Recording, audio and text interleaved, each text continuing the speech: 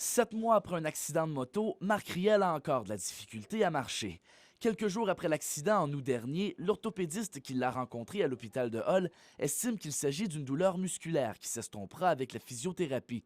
Mais le médecin de famille de M. Riel commande des examens plus poussés qui confirment la déchirure de 3 tendons.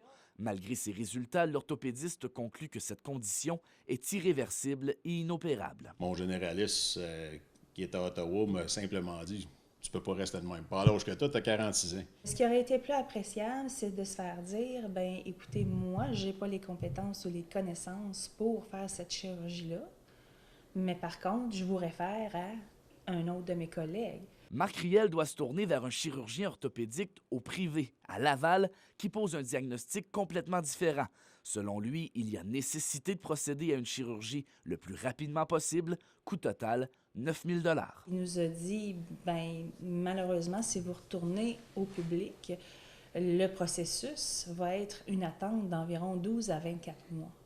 On est déjà 3 mois plus tard, puis on sait déjà qu'il y a des séquelles. Croyant avoir été négligé dans son suivi médical, M. Riel a donc déposé une plainte au Collège des médecins qui enquête. Ça aurait dû être opéré dans les 2 premières semaines suivant l'accident. Ça, c'est de documentation à l'appui. Le couple veut maintenant que la Société d'assurance automobile du Québec rembourse les frais pour la chirurgie, ce que la SAAQ a refusé jusqu'ici. Le dossier devra être débattu devant un tribunal administratif. Les administrateurs, justement, qui ont reçu ma demande de révision, m'ont simplement dit qu'il y a un système public. C'est pour ça qu'ils ne payent pas.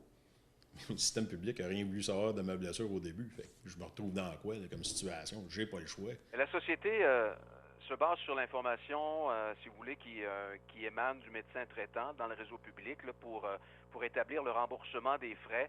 On ne décide pas des soins à dispenser. C'est évidemment le réseau, les intervenants dans le réseau de la santé qui procèdent à ce niveau-là. Ça avait été fait du début. À 1 heure, je suis sorti de la salle d'opération, puis comme c'est là, au moment où on se parle, ben, je suis retourné travailler. C'est ça. On ne veut pas que ça arrive, ça, à d'autres gens. On veut que les spécialistes qui ont justement les connaissances, les compétences ou qui peuvent nous référer, le fassent. Ça ne leur coûte rien de nous référer à un autre médecin, là. Simon-Pierre Ouellet, TVA Nouvelles, Gatineau.